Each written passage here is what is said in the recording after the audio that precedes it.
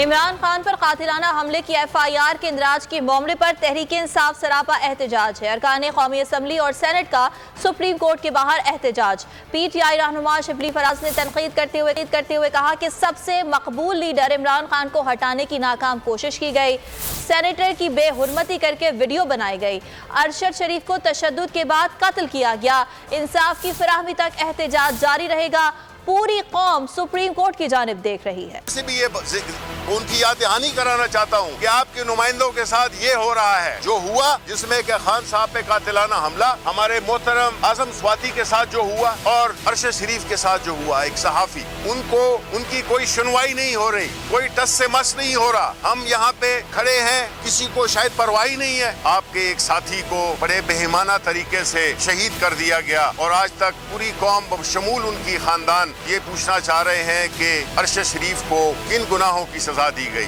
آیا وہ اپنا جو فرض ہے وہ پوری ایمانداری سے نبھا رہا تھا جو کہ سب صحافیوں کو کرنا چاہیے، یا اس کا کوئی ذاتی ایجنڈا تھا؟ تو یہ تو ہم سب جانتے ہیں کہ اس کا کوئی ذاتی ایجنڈا تھا نہیں۔ اگر آپ کو یہ ویڈیو پسند آئی تو لائک پر کلک کریں۔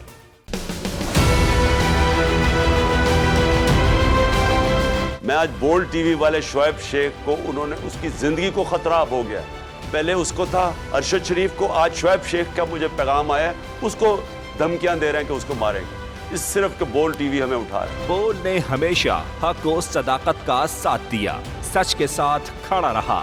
ہم ہیں مثال ابر، مگر اس ہوا سے ہم ڈر کر سمٹ ہی جائیں گے، ایسے بھی ہم نے بڑی مشکلات، بڑے بڑے چیلنجز، صرف بول کھڑا رہا، بول ڈٹا رہا۔ بول کو ہے ضرورت عوام کے دعاؤں کی۔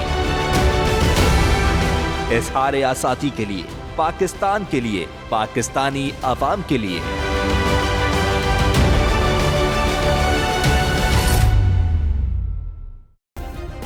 سبسکرائب کریں اور بیل دبائیں تاکہ کوئی خبر رہ نہ جائے۔